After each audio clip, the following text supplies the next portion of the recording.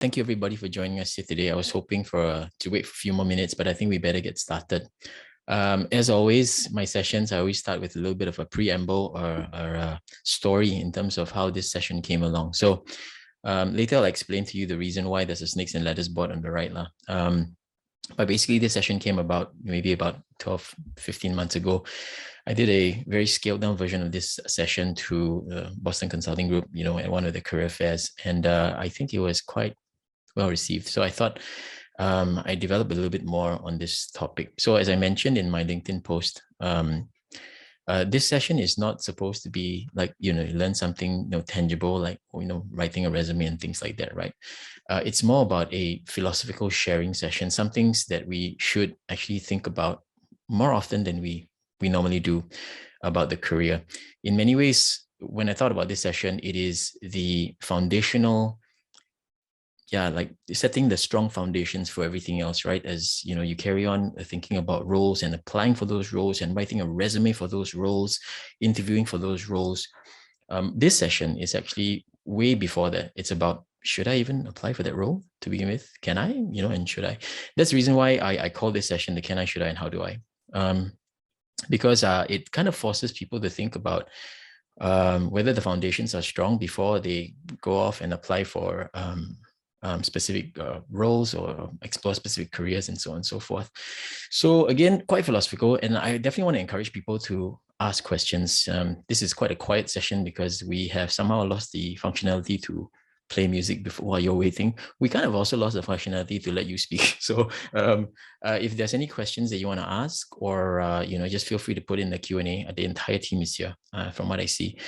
I also will be, asking some questions and hoping to solicit some answers from you. This is a safe space, so feel free to share anything. Some of the stuff that I'm sharing will probably be resonating with you. And then if so, and if I ask, if there's anything to share, please go ahead and share.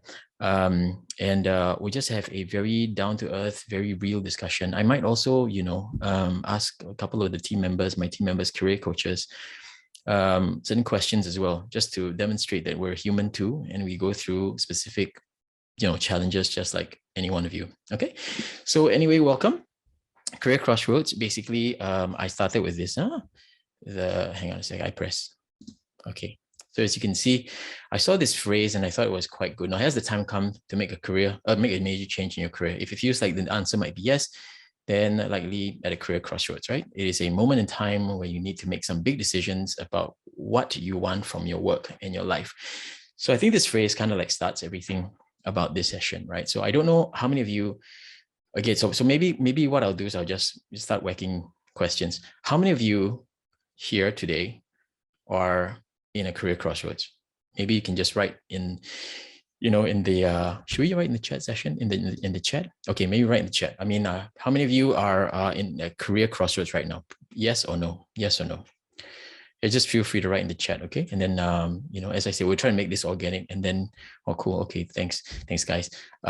So quite a number of people that we are working with right now, the good fair majority are at that career crossroads right now. And this session, as I said, based on many conversations that I have, and I'm sure that my colleagues have as well. Okay, so here we go.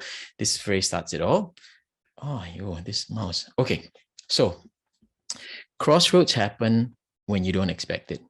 Okay, so I want to ask everyone as well here today, what do you think will trigger a crossroads? So I gave you one already. The first one is burnout. I mean, if you're burnt out in your career, that's when you should start taking stock of your career. Should I really carry on, right? Crossroads.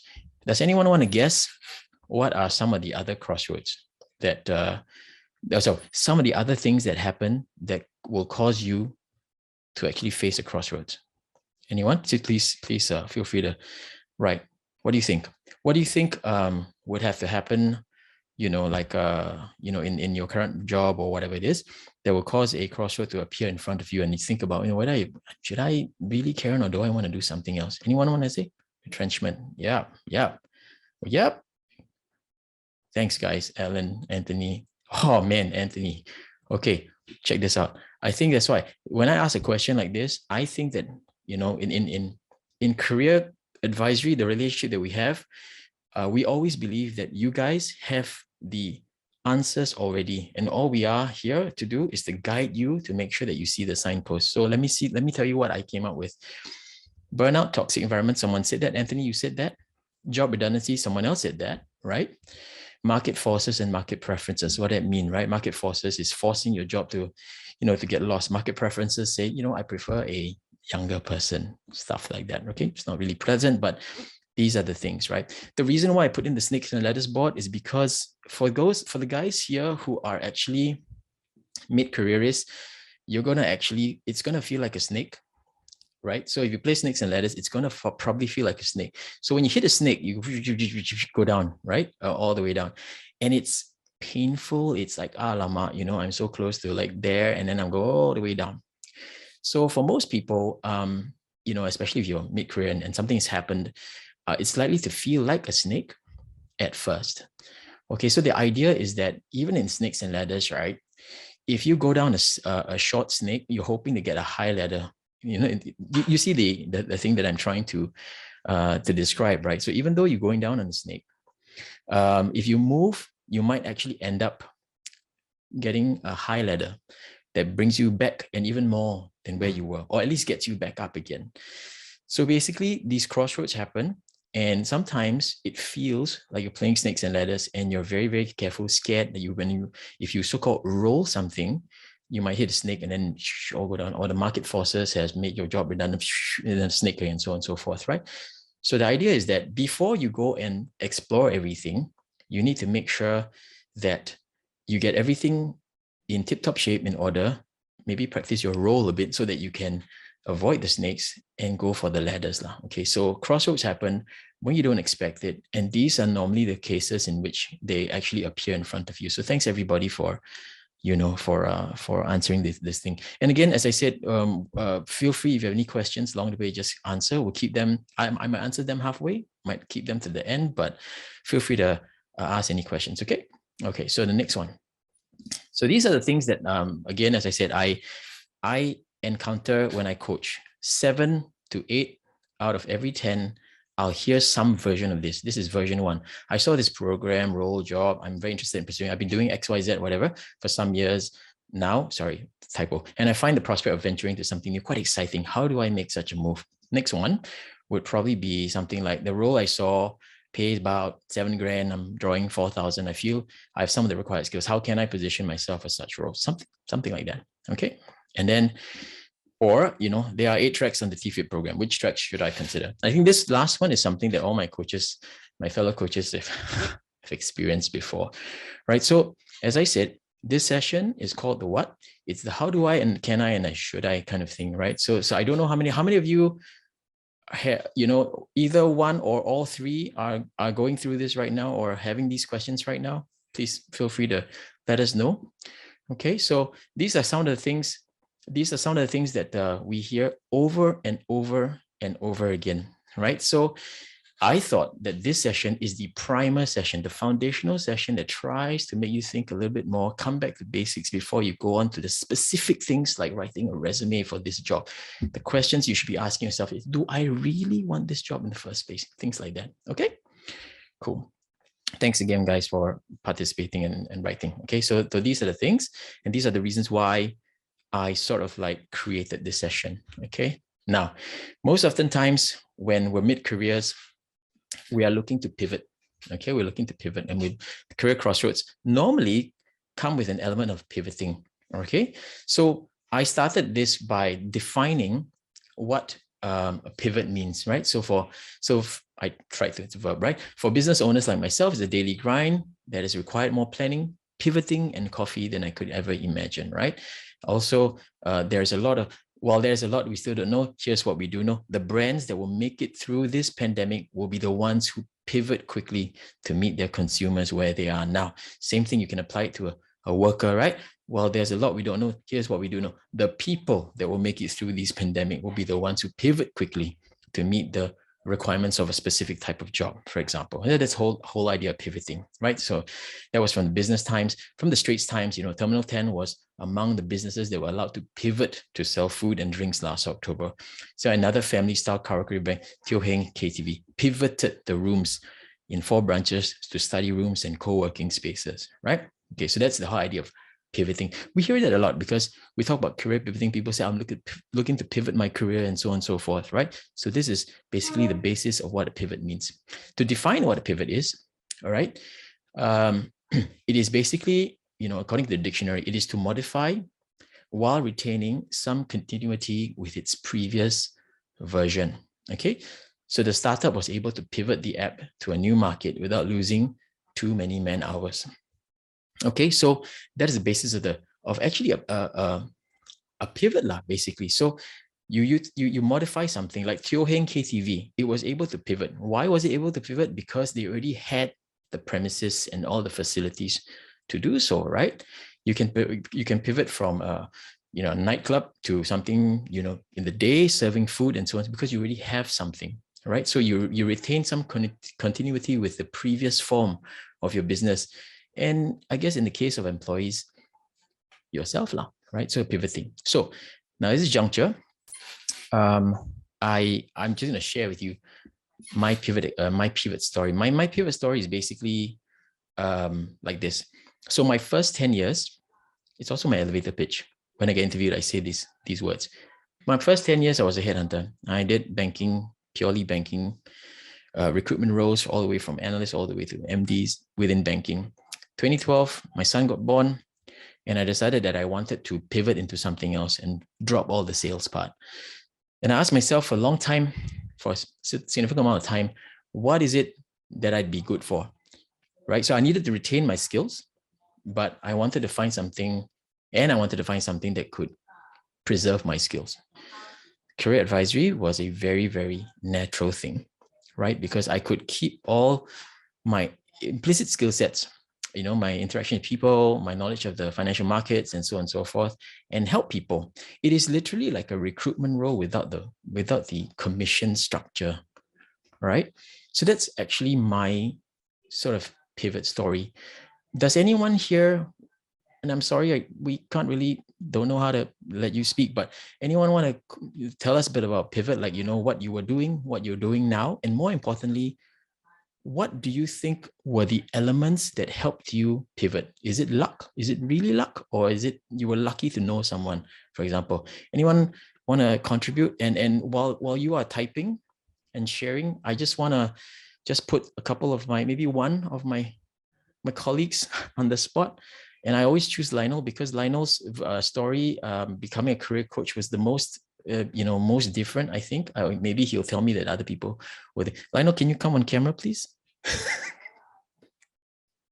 So for those of you who don't, who you should know Lionel, right? Because he does as many sessions as I do, right? But I don't know whether Lionel actually came from retail, right? And he's the guy I always ask about, hey, is these shoes worth buying? And tell me the difference between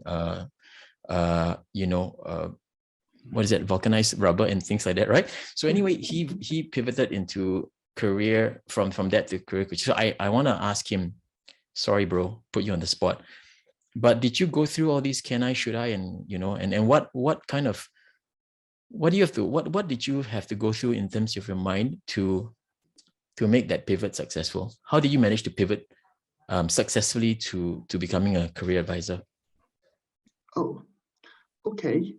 Well, to go down memory lane, you're correct. There has to came a moment in time where you wonder, what is it worth it? What you're doing now? Do you want to do something more? To leave? For me, is to leave something behind, because I was in retail and all I was chasing was profit margins and things like that. Mm-hmm. So one moment in time, I just woke up one day and said, is this all there is to it? So imagine the next thing I did was to tell my wife, I want to change my career. And I think you may cover it later on, but one of the things that made me decided to go ahead was the support of my wife, who said, go ahead, do what makes you happy, do what makes you feel fulfilled. So yes, so that's when I did my do I, should I, and because the should I is very much dependent on discussion with my wife to know the financial situation, because to change your career, unless you're very, very lucky, there's definitely a cut in your expenditure. Right. Your salary for sure. There is, depending on how much is, again, is who's to know, right? So yeah, so those are the things that went through, and thankfully managed to get the required necessary papers to become a coach, and then been doing it for the last 3 years and enjoying every bit of it. Lucky Yes, you. the salary is not as good as previous, but you get it back from other non-tangible, non-monetary kind of benefits. I think that's great. And you're right. I will cover some of this. Thank you, my man, for that. You are excused. You can breathe again. Okay, thank you. Yeah. So guys, as I said, this is just me putting Lionel on the spot, right? And for you, maybe you have some pivot stories for yourself, or you're trying to attempt the pivot. Might seem difficult, but as you can see from what Lionel sort of mentioned, right? If you pull out all the points, support from the family, and also, upskilling by taking out courses. These are things that we talk about all the time anyway. And these are the things that I will cover a little bit in a bit. Okay, so let me see. So that's the whole the definition of pivot, right? So think about your own pivot, and if you're attempting one or if you've done one, and feel free to share with the audience here. Okay, so the next slide is this. How do I, right? First one I want to take is how do I even get started, right? Okay, so give me a second. Let me close this one. How do I get started? So the first one is get your Fantastic Four, right? As you know, for the people who already are, familiar with our stuff, we always very, very regularly do this session called the Fantastic Four: research, resume, interview, networking, four, right? So you got to get that really right. You got to get every single one as good as possible. And as I said, this session is a foundational one. And as you progress with us and journey with us, we can and we will go into each of these specifically, right? For you, like you've decided, that, this area or this career path is for me. How do I do that? So we got to go Fantastic Four on each of these elements, right? For example, yeah. So research the role, company, tailor resume, interview preparation, networking. Networking is a bit big because it is a big theme right now, and it's very near and dear to my heart. So the first thing is, how do I get your Fantastic Four, right?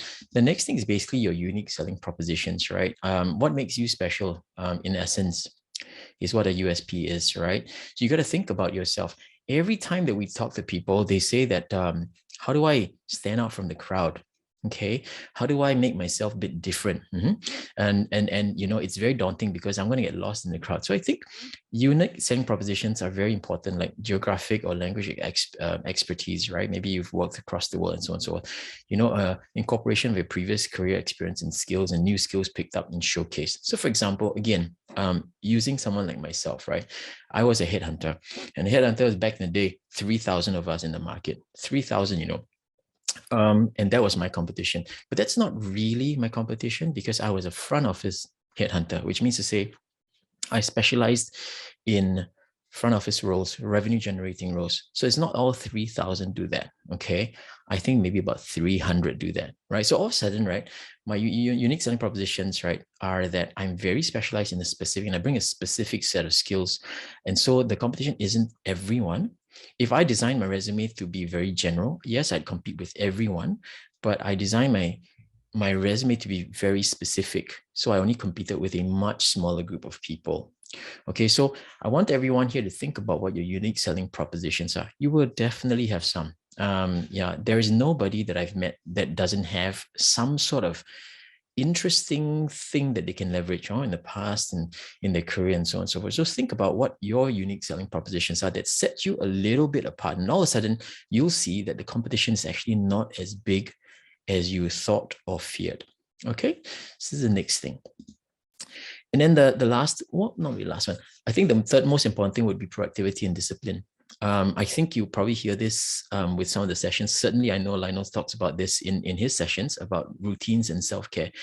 So if you're job hunting right now, you should have a daily routine. You should have a spreadsheet up monitoring all the applications you've done and the yields and the interviews and so on and so forth. Some sort of a note-taking facility to make sure that you know who you're meeting and you know everything about them, the company, questions to ask and things like that, right? And you set some times to do that. But you also set some times for self-care, right? So, exercise, go out with your friends for a coffee and things like that, just to make sure that you are well engaged. and then you're alert, and you're generally in a positive space, and you are generally living a life where you feel like I'm doing everything that I possibly can in my day, and I'm happy with that, right? I'm happy with that, and I should try to be as positive. Versus not doing very much and just wallowing, and then going for coffee and stuff like that, and it's like, oh my god, I still can't do anything. You got to do something, get that routine going on, but also remember to take care of yourself. Okay, so that's important. That's a how do I. Okay, also another how do I is the networking thing. I told you, right, that networking is very important right now, more so now. Now here's the thing, a lot of people say it's not in the DNA to network, and it's quite scary. It's not an Asian thing. But hey, here's the thing. Everybody is born with it. It's just a varying degree of comfort. That's it, right? If you can talk to friends, how do you even make friends, right? If you have friends, I think you can network. So the whole networking idea is very, very important now, right? A lot of my jobs, sorry, let me rephrase that. All of my jobs came from networking, right? I got my job at Michael Page because my best friend's cousin was a director there, and I kind of like worked my way in. I got this job at IBF because my comms and engagement colleague, I wrote to the guy to find out more about this job, and one thing led to the next, right? I worked at a bank, and I got that job through a candidate that I placed when I was a headhunter. So a lot of sorry, let me clarify. All of my jobs were very much heavily gotten by networking. So again, the thing that you're seeing right now is just a sample of what I used to do, and this is real life. I go and do some introductions to myself, kind of like nice and easy, approaching people that I don't know. Very difficult and very uncomfortable, but I kind of feel like if you do it the right way, it's almost necessary to push yourself a little bit, especially in these times, right? We talk about standing out from the crowd and so on and so forth, right?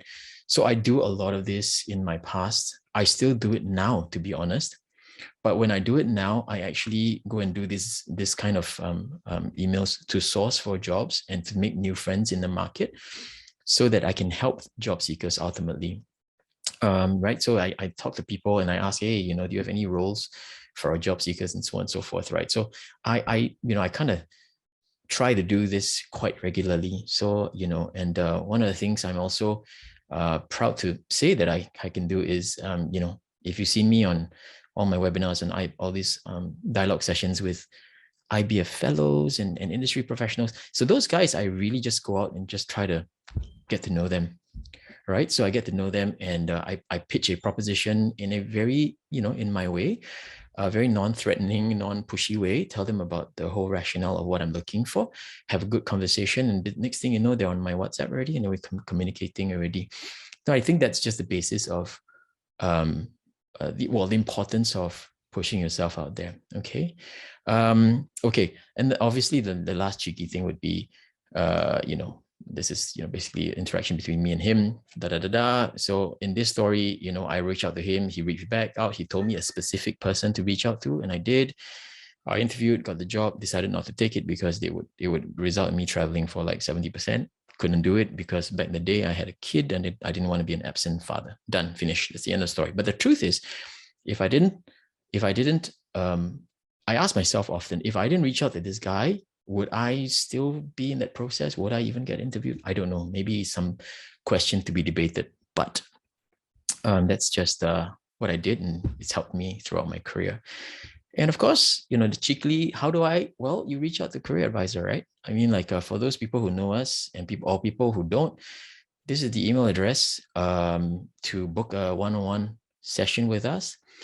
Write to this if you're looking for some career advice only. Okay, so if you have questions or TFIP and things like that, this isn't the email address. This email address is the email address that you write to request, you know what, I need a career consultation because I think my CV is just messed up. I don't know how to write one because it's been 10 years since I wrote one. Or, I'm very nervous at interviews. I need a career advisor to help me with that. So write to this, get a appointment with us, and myself, Lionel, Shirlene, Ellen, we're all here to help you, right? You get one of us and we'll journey with you to the point where you no longer want to journey with us. Okay, so hopefully that point means you get a job, and then we'll wish you well on your way lah. Yeah. Okay, now next one. Can and should. Again, these questions always come up in my conversations, and definitely, surely in my colleagues' ones as well. Okay, so I put 3 scenarios here. Looks like a mathematical formula, but it's not. First one, I can equals I should. I should doesn't equal to I can, and I can doesn't mean that I should. Please bear with me. Oh my gosh, I know it's a bit confusing, but I'm trying to guide you through this. These 3 things have guided my career even up till now. Okay, I don't make any career decisions without thinking about these things. And like what Lionel mentioned just now, I think he does the same thing too. Okay. A lot of these things, as I said, are common sense, but I think it's something that we should get out there to acknowledge and to revisit every time we're looking at a career. Okay. Okay, so let's go. That's me, right? I'm playing the guitar. I love music. I'm a musician and so on and so forth, right? I can, and then one day, I hope when I'm old and gray, I can play music full time, or I teach music full time, right? Okay, so that's me. The situation when I can and I should comes when a few prerequisites have been met, right? So for example, number one, I've always been good at this. I'm actually a better musician than I am a career advisor.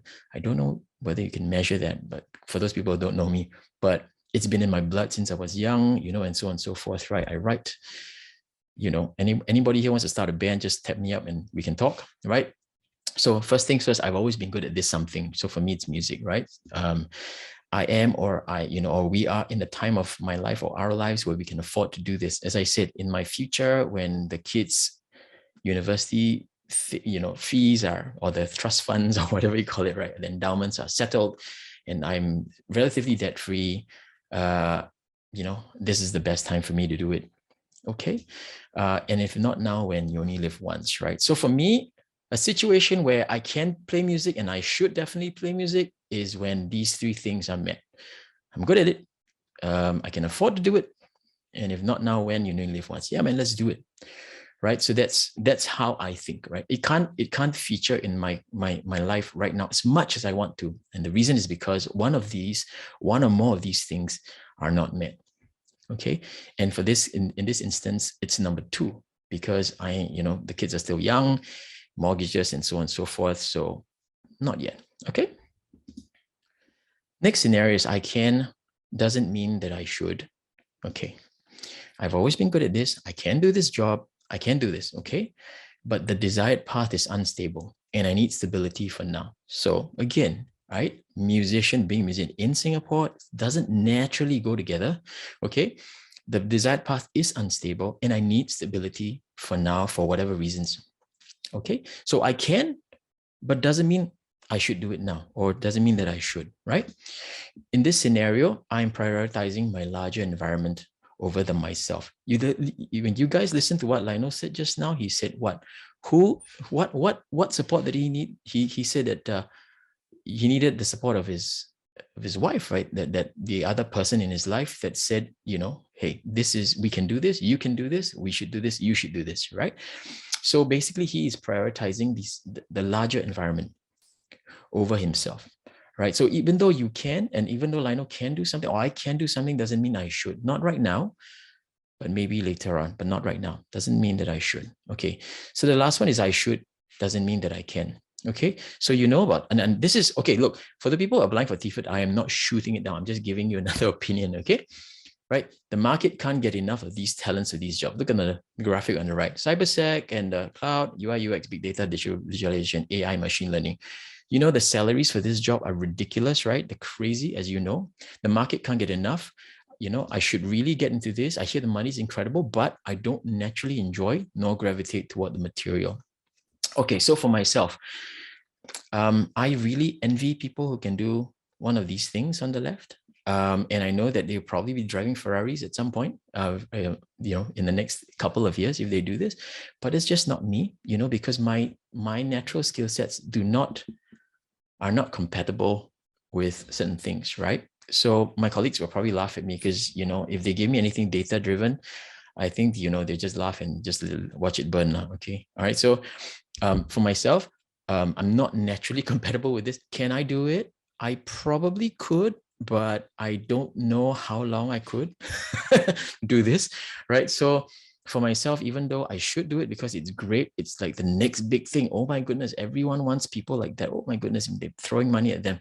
But that doesn't mean that I can do it, right? So basically, I don't know how many of you are feeling like that, or in this session. So as I said, as career advisors, we're not here to say you cannot do something or do something, but we're just trying to turn on some light switches so that you can examine for yourself whether or not I can, how do I, and things like that for yourself. And with that foundation set, you can go off to a solid, well thought of career. You know what I mean? And I also like to use the analogy of marriages, right? Marriages, right? You don't just randomly marry someone because he or she is a runway model or whatever. You don't marry someone superficially. You really got to think about whether or not you can commit to this person, right? So it is not really different. This is a career crossroads one. In another world, it could be a marriage crossroads, but I'm not that kind of a coach. Okay, so you think about it, it is the same process of deciding what it is that you want to do before you actually go and do it, right? Or marry before you actually marry. Now, whether or not it ends in sadness or whatever it is, right? Let's say if you separate ways, it's sad, but at least you did your due diligence, right? And then that relationship lasted an X amount of years, strong years, just like a job. Like if you're in a job and you fell in love with it for the right reasons and you're perfect for it, down the road, maybe some management changes, unfortunately lead to the dissolution of the job. But at least, you went in, you maximize your longevity, and that really is what counts. You know what I mean? We have no promise of tomorrow, but at least you try your very, very best to maximize the chances of success. Okay, so I hope you guys kind of like understood these three things, and reflect on it before you carry on full steam ahead with your own plans. Okay, all right. Last one. If I can do this, can I sustain? So just now I was mentioning, right? Like, for example, I probably could do it, but can I sustain? Funny story, actually my boss is here, I hope. So anyway, funny story is like, maybe a year ago or so, IBF organized a wonderful session to teach us about the basics of Python, right?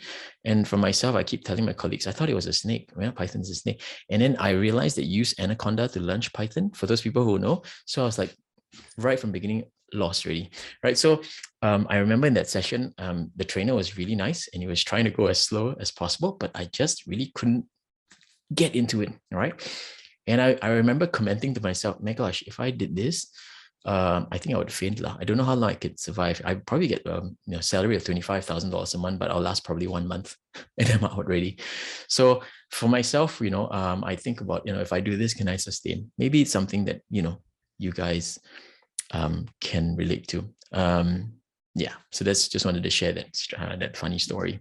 Okay, we also talk about these things, the VIPs, the VIPS, values, interests, personality, and skills, right? And I think these are very, very important in helping you make those decisions, right? What are your personal beliefs? What are your deal breakers? What principles guide you? Would you work for a tobacco company, or is that against your value system? What your interests? What do you enjoy doing? What topics or activities excite you? Would you work in an industry or a role which you have no affiliation in? Like, for example, like me and data analytics, we're not compatible, for example, right? What's your personality, right? What is your style? For example, are you going to be the kind of person who likes to stay in one corner, or you like to be around people because people give you energy? Or are you the kind of person that people suck your energy and you just want to be alone, right? What are your preferences, right? What sort of preferences? And of course, very importantly, your skills, right? What are your talents, strengths, and learned abilities? Okay. Again, they're really, when I reflect on the hundreds of people that I work with, everyone has something to bring to the table. Very important. What are your talents, strengths, and learned abilities, right? So again, as a foundational session, we always tell people that you really got to know all of these things, the VIPS, who you are, and so on. So before you go on a specific path, the foundational stuff that you deal with today will make you a very, very formidable interviewee, because there's really nothing that you can't answer. People can whack you with the toughest questions. If you get these foundations strong, there's nothing that they can whack you that you cannot defend against. Honestly, right? Why are you applying for this job? You know, for example, you can definitely answer it if you know what your skills are, for example, what your values are, what your interests are, and what kind of personality you have. So these are things that are very, very important. And I think that we should always spend more time on, to be honest, right? So hang on a sec. So that's one of the things, right? Okay, so anyway, I'll talk about priorities as well. I mentioned just now, talk about the broader environment. No longer I, but the we, you know. So a lot of us here today, we are not like solo people. Maybe you are, but most of us probably it's a we kind of situation. You know, you're talking about parents, aging parents who need medical support, financial support, spouses, siblings, children who require like you know, tuition and things like that, right? And that kind of like plays into the income and expenditures and so on. And you know what else, right? So I think priorities for you, again, very, very important to think about, right?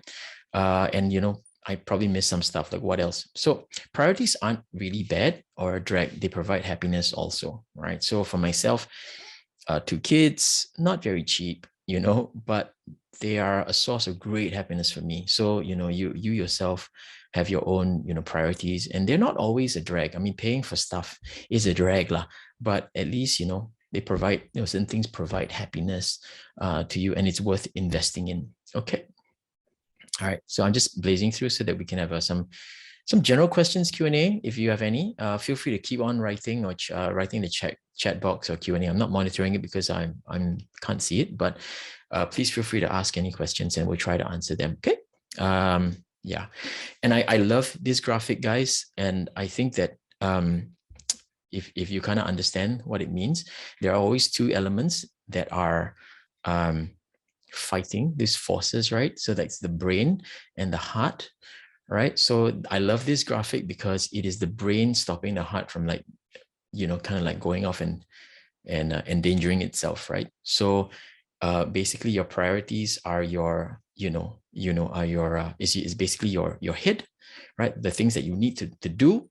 You need to keep the house running. You need to have income. You need to do all these practical things. Your heart is the want. I want, oh, I want to travel business class. Oh, I want to travel. I want this. I want to indulge in that. Oh, I want this, whatever, right? The fantasy and the dream, right? So sometimes you can see that the heart and the head are in conflict. So I don't know whether or not, how many of you here are right now in conflict? Your head and heart. Should I do this? Can I do this? My heart really wants this, but my head says no, you know, things like that, right? Literally 3 days ago, I had this job seeker who asked me the same thing. I really want this, but my heart says that. My head says no. My heart says yes. My head says whatever it is, right? So often we get these sort of like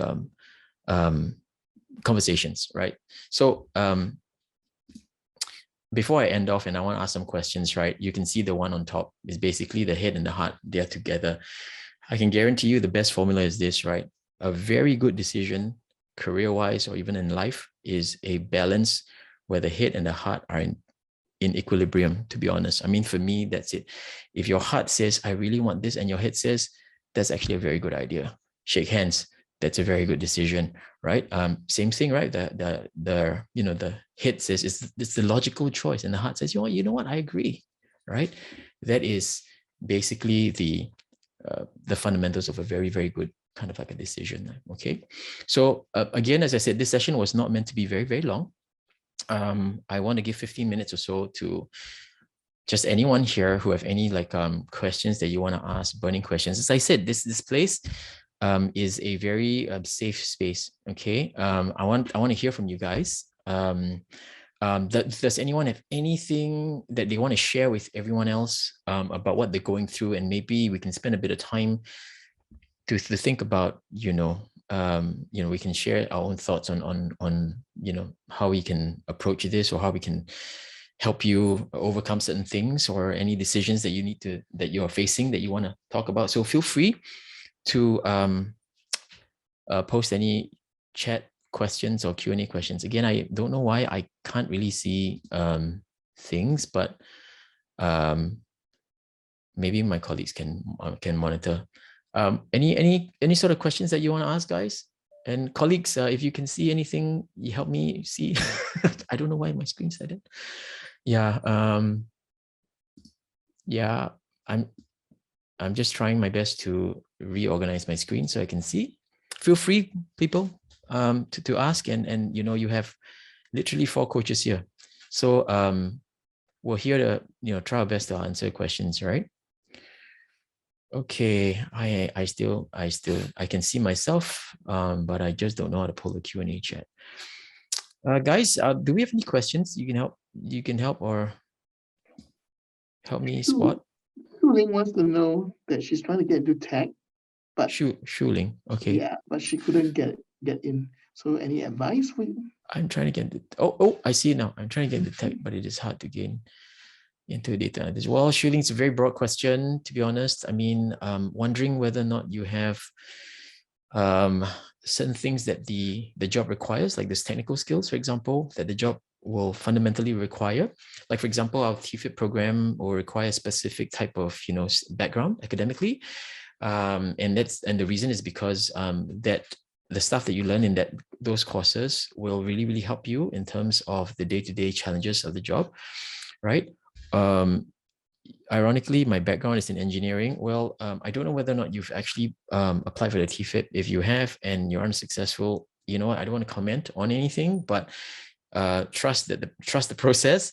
But if you need help, we'd be very, very happy to help you or work with you in terms of looking at where you are. Is there something wrong somewhere in the mechanism, like the resume is not that great, or are you going for interviews and you're not doing well in interviews? Maybe that's an issue. So maybe perhaps you can book a session with us, and we'll take you through one by one, one-to-one, and we'll try to fix any problem areas and so on and so forth. And ultimately, hopefully, we can help you with that, with the job referrals and stuff like that as well. Okay.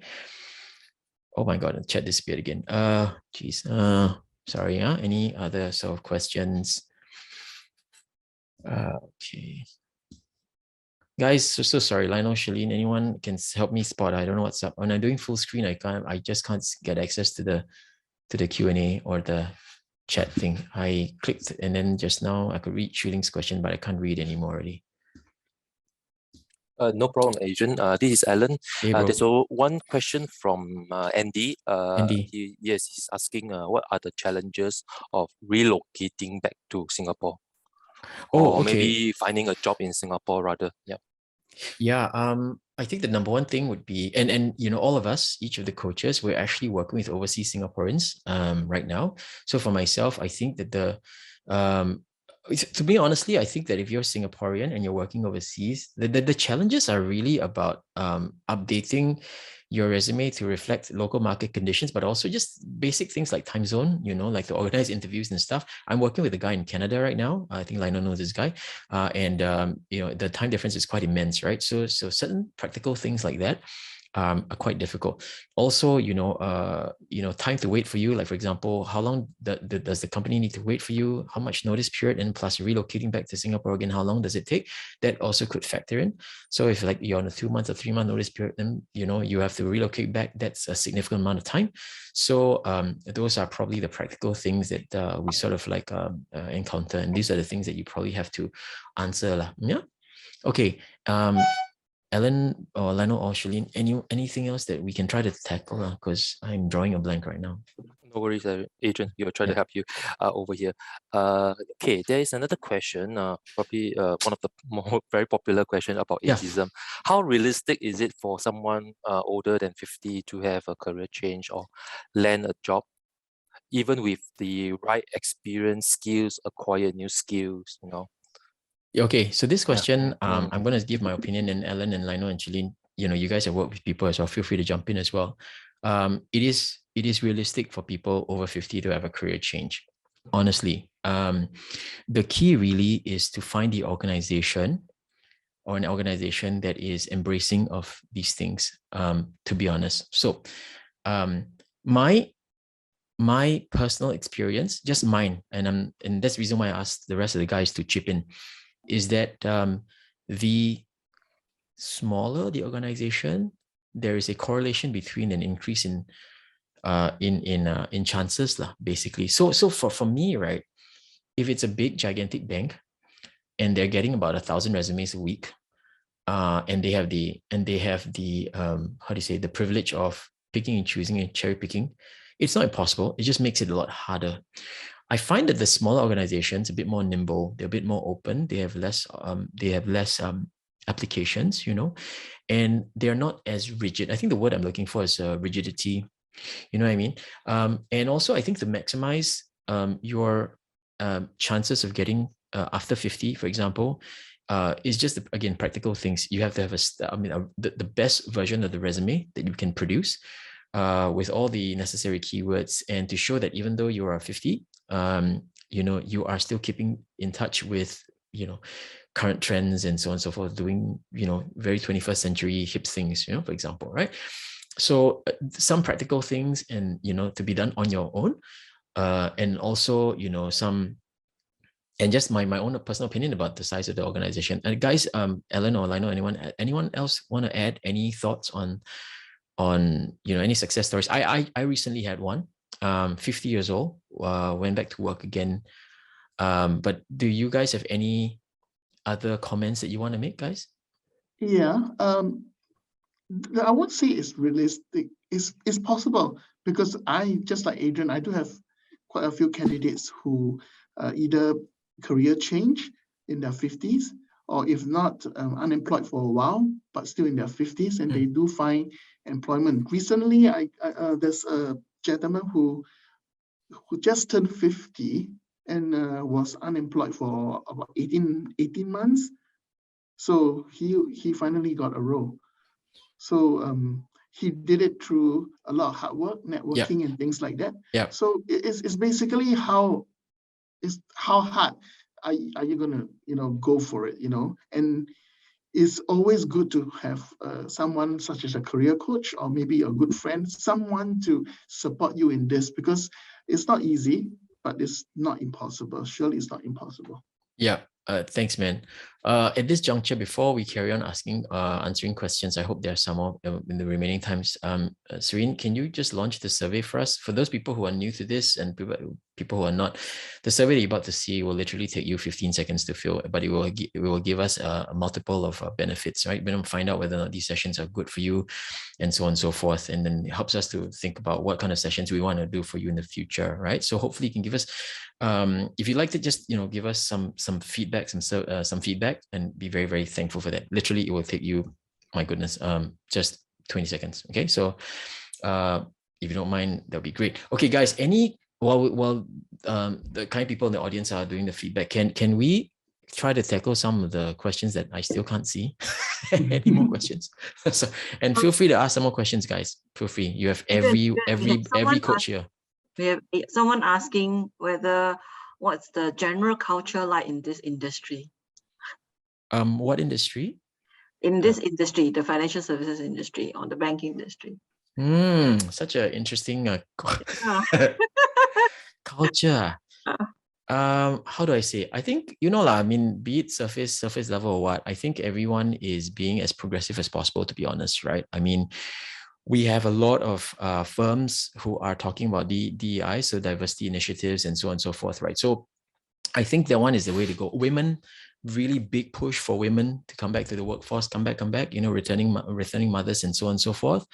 I think that the general culture, even, I guess, at least on the surface, is very welcoming, right? And they are very, very supportive, but at the end of the day, nobody hires nice people. They hire people with something to offer, right? So, at the end of the day, you have to have something that you can give them, rather than, this guy is really nice, but I can't hire them because the fellow got no skills, right? Nothing. So, being a nice person or whatever it is helps. But I think, and the culture of openness and inclusivity, I think I see it, but I think nothing takes away from the fact that you really have to bring something to the party or something to the table when you apply for things. So it's kind of strict in that sense still.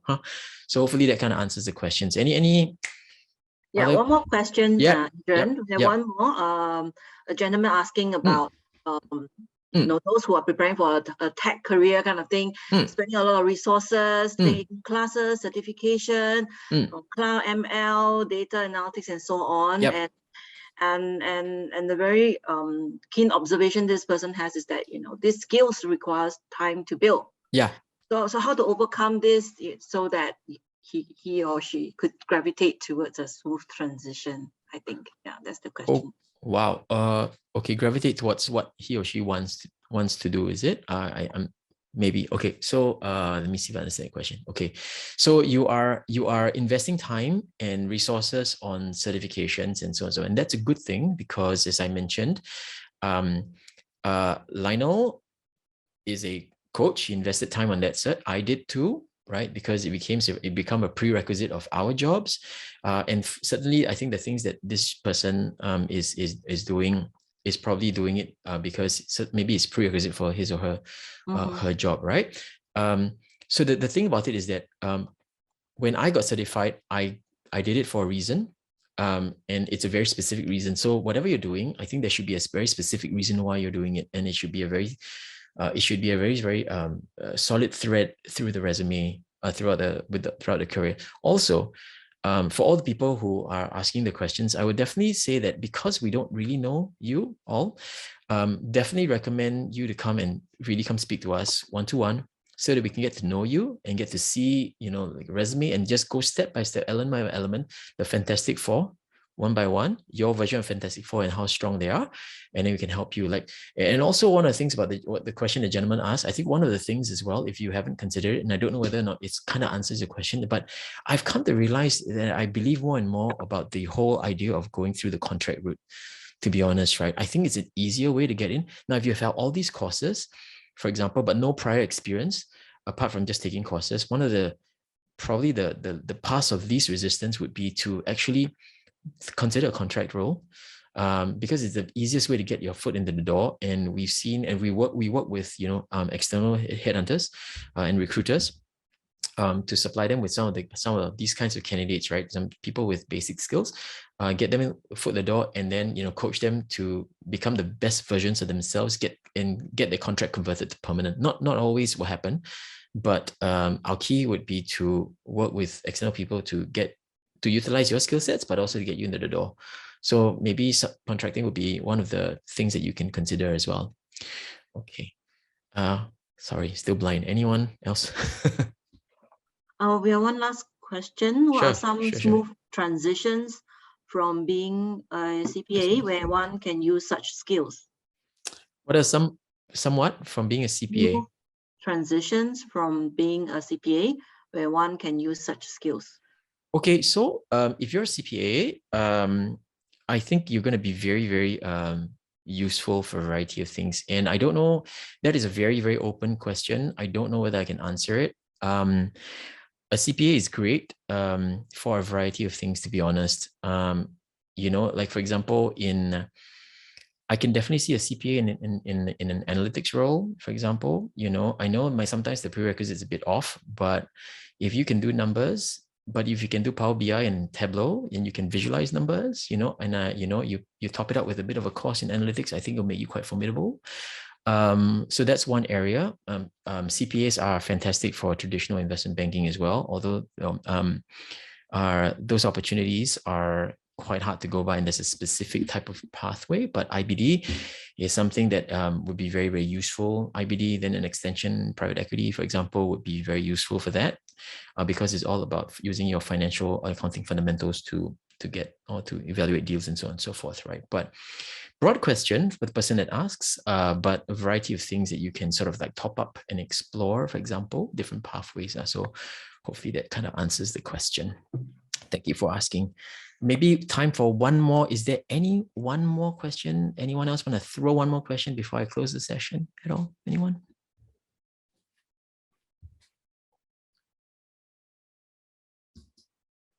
Or perhaps, how do I say, any of my career advisors want to share anything or top up on anything I said or anything like that? Yes, Adrian, this is Yes. Alan. Yes, just to while we are waiting for the questions, I mean, Yeah. just looking through the questions, there are some questions about whether non-PRs, non-Singaporean can have the IBF career advisory sessions. At this moment, IBF career advisory services, we only provide to Singaporean and Singapore PR at this moment. So, and it is complimentary. Thank you. Oh, okay. Yeah. And for the person that answered the question, I think, you know, for us, I mean, like for us as coaches, as human beings, we love to help anybody, to be honest. But like what Ellen mentioned, it's just the nature of the role. But hopefully, in attending sessions like these, hopefully it will give you some of the basic tools, intermediate tools, for example, that will help you to kind of like fend for yourself a little bit, right? So the least that we can do for folks like yourself is to give you sessions like these to help you be a bit more aware of what's happening in the market, and also to, you know, kind of like prepare yourself, self-study, for example, and self-application and so on and so forth. Yeah. Yeah, that's right. Yeah. And I mean, for those folks here who are listening in, if you are keen to hear the video again and watch the video again, or even the past session, do subscribe IBF Singapore YouTube channel. You can see our past channel and the videos and some of the tips that provided by our career advisor, like Adrian. And you can revisit that, or if you have missed that, you can watch it. They are bite-sized, and yeah, it will not take you more than an hour. Oh, thanks, two. bro. Yeah, thanks. Yeah. And also, guys, I just wanted to say, just remember that this session is the foundational session. I mean, like, it's just basically, as I said, a session where we should remind ourselves about why we're choosing what we're choosing, and, you know, why, you know, and whether or not that plan is sound, considering everything else that's happening in your life right now, right? So this is very, very important. And as I said, right, if you can master this, or if you get the answers to these questions right, really, I think even in an interview situation, there's really nothing that you can't answer, right? Okay, the technical things you have to study, right? What's the square root of 1/3? You know, what's 99 to the power of 3? Whatever it is, right? I mean, these are black and white questions that you got to think on your feet. But the open-ended questions are the harder ones. Why do you feel you are right for this job? What do you offer? You know, something like that. Now, that's why I say, you know, things like the VIPS and stuff, if you get that right, really, the open-ended questions, you got nothing to fear, to be honest lah. Okay, so this is a foundational. This is the strong pillars that will build upon everything else that you're going to construct. Okay, but the pillars got to be strong. Okay, yeah. So again, totally blind, but you know, seeing as how we're running out of time, I hope we will see some of you guys, as many of you guys, you know, writing to us, requesting career advisory appointments. Also, just wanted to mention that this is what I mentioned. We will journey with you until a point where you no longer want our company. Okay, like for example, we can have multiple sessions with you, and we do check-ins and so on, so that number one, we'll try our best to spot the problem areas. We'll try to help you fix the problem areas. Okay, and you know, be your biggest cheerleaders, or at least one of your biggest cheerleaders moving forward. Okay. So yeah, whole host of resources that we have for you, apart from these webinars and seminars and dialogue sessions and so on and so forth, right? So please don't be shy, come. We just also want you to know that implicitly you're not alone. Career advisors were created, you know, to primarily tell people you're not alone, right? So so if you're feeling like, I don't know, you're lost or whatever it is, you're not alone. Come and see us, and we will try our best to help you the best way we can. Yeah, and I guess you know, hopefully we'll see many of you. And thank you very much as well for attending this session. I appreciate it and look forward to our next programming. I think every other sessions after this will be building on the foundations. You get to settle foundations, and then maybe Lionel will go into something much more deeper, or I might go into something much more deeper, because we believe that your foundations, right, have been set, right? What you're asking for, you know very well what you're asking for and why you're asking for it. So the further sessions will be all the deep dives on in certain things now. Okay, so look up for our programming. Yeah, follow us on LinkedIn, and you know, like what Ellen mentioned, check out the YouTube channel. And hope to see some of you guys in the coming days and weeks lah. So with that, I'm gonna close the room. Let you get on with your day. Thank you again for joining us, and we will see you soon. Bye bye.